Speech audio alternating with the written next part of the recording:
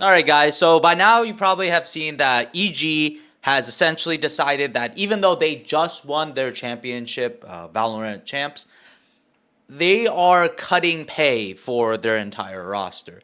And because of that, a lot of the players are deciding to leave. Now, I personally think that's kind of good. The whole reason behind it is specifically because esports is not a very good place to make money.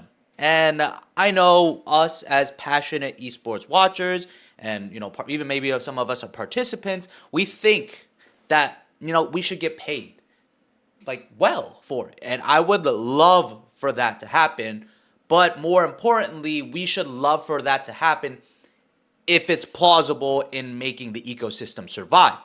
And I think the current issue around esports in general is that wages are way too inflated. Um, Now, let me kind of like deep dive into that just a little bit. Wages are, let's say, there is an article, I'll put it somewhere here. There is an article that essentially said that EG, on average, the players that were on the main roster were paid about 25K, and I'm assuming a month because 25K a year would be very low. Um, and then that the people on the secondary roster, because they were a 10-man team, they would be making around 4 to 5K. That one honestly seems way more doable. Now, if you guys are wondering what this converts to yearly income or salary, this is probably like a bit easier to understand. But at 25K a month, you're making over 250,000. You're around 200. What was that? 12 times around almost 300K if I do my math correctly. Yeah, almost 300K a year. Now, I love esports. Don't get me wrong. I do love esports. But let me ask you, 300K a year per player, is that worth it? Even if you win a championship, is that worth it? You have 5 players a team. We're not including coaches, support staff, or anything like that. That is $1.5 million just in salary, not including like, oh, if we want to fly them out to a certain place, they need to pay for we need to pay for hotels or living expenses. They have a team house. We have to buy a house. We have to pay for all this stuff. We have to send them out. We have to feed them. Like, there's way more expenses than just the salary, but the salary is already there. All right. That's my current issue. I love esports and I want to see it succeed, but wages like this, to me, don't make sense. I understand that sponsorships are a huge part, but I work for an esports org, obviously nowhere the size of Evil Geniuses or any other big one, but it gave me an insight. I work with Anbox, and it showed me how kind of sponsorship activations work. They do pay well, but let's think about this current ecosystem right now. We are, as a country and maybe even a world, because of COVID, we're still feeling the after effects, kind of in a recession. And because of that, we during COVID, where everyone was at home, we had higher viewership and all that stuff. At least in the U.S., people, like, the government was literally pumping money into giving us money. We had money to spend. Now we're kind of facing the backlash of that, and it's, at least this is, no, I'm not a business guru or anything. This is literally from my own speculation. Feel free to disagree or agree, whatever. We're feeling the backlash of that, and we can't pay these players that much. I'm sorry to say, not because they don't deserve it. Well, actually, maybe a little bit. They haven't made the money for the org that way. That's the biggest thing.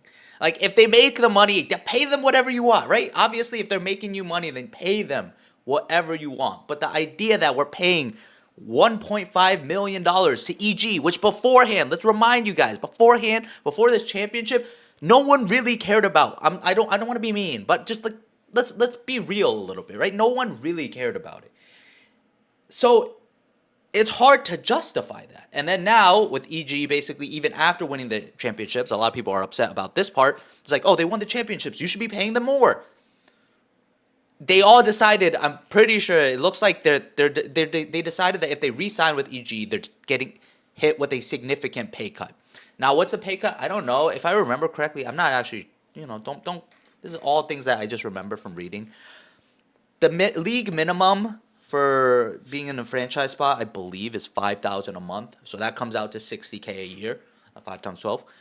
So that seems more reasonable. It's not 300, but 60K is great. Like, honestly, I think 60K is great, especially if they're taking care of your living expenses. I know some of these players live in LA, but like if they're taking care of your living expenses and stuff like that, 60K is not bad. That's most of your expenses are gone. You can that money essentially takes care of, like, you could save most of it probably if you're smart about it. Now, I understand that people are going to be upset because they're like, why do you get to say what you think about the money I make, right? Fair enough. But it just makes more sense to me because I can see how a individual player can bring 60K's worth of income. At least like someone like EG, right? Like these players, as great as they are, as talented as they are, sometimes talent isn't the only factor in bringing sales to a company or selling anything. So like, tens is great, but let's I don't have any specific example of like there are other people with better brand power. And honestly, I think brand power matters way more because that usually affects how you can sell your player. And I don't mean by like sell like physically like trade it to another team. I mean sell as in like sell sponsorships on top of that, or sell merch. I'd throw his name on, like, I'd buy a Tens t-shirt, Tens jersey over, even a lot of players on EG, even after they won. Why? Because I like certain people more than others, and that's what really matters. Like, winning is great, but like there it comes a point where it's not plausible for an org to pay that much. So anyway, I'm detracting a little bit. This is gonna be the normal ranty style that I'm gonna try to do so I could talk and create more content for you guys. But anyway, so yeah, so EG is decided. I think that's a good thing. I think the downside, or the thing that I think EG needs to do if they're cutting this, is they need to be supporting their players in terms of content, like heavily. Like if we're taking away that much revenue from our players, let's stack the content side for them. I want some guy that's always on their streams, clipping everything and making videos for them weekly, right? Then I want for 3 people, like a couple people for each person, and then like build a brand. We're saving the money. We should put the money towards somewhere, right? And yes, not only does it benefit the org because by the players getting bigger, and the orgs will naturally get bigger as well, or in terms of brand and popularity, due to content is a great way to do that. It also ensures that to the players, it might be worth it. Because a lot of, like, let's take a look at EG. They don't stream that often. And that's because they're trying to win, right? Makes sense. I'm not gonna blame you. But there is a nice part about knowing, as a lot of pro players have also noticed this. I'm thinking of the guards Valen. Said that he didn't really want to go into content, but he understands that there is a level of needing a backup plan. Or like, what am I going to do after? And I can't be playing professionally the entire time. Not only is it hard, you get older, stuff like that, but like, it's just hard to be on the top all the time.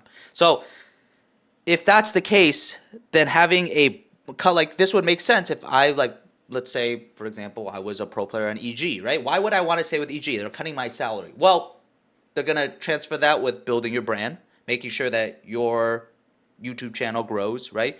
There's going to be more content on, like, overall. And then now, even if you do decide to leave EG after their contract's over, a year or two, I don't know how long they can sign, but you'll have more play in that sort of realm. You can ask them. They'll be more willing to take it because it's not as much as a risk, right? Either way, you have a little bit of a fallback plan.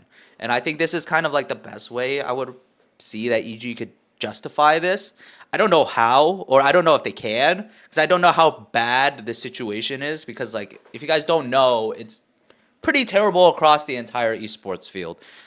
Sentinels was looking like they were going to go bankrupt not too long ago. I don't know. They said that they had like 3 or 4 months of money to like run on. Cloud9 is also making cuts. EG just made cuts. Who else? Like Optic dropped out not too long ago, which just gives us the current NRG lineup. Yeah, there's probably more in other regions as well. I'm not as caught up, but yeah, that's kind of where we are with the state of everything. So I hope you guys found this enjoyable. See you guys in the next video. Peace.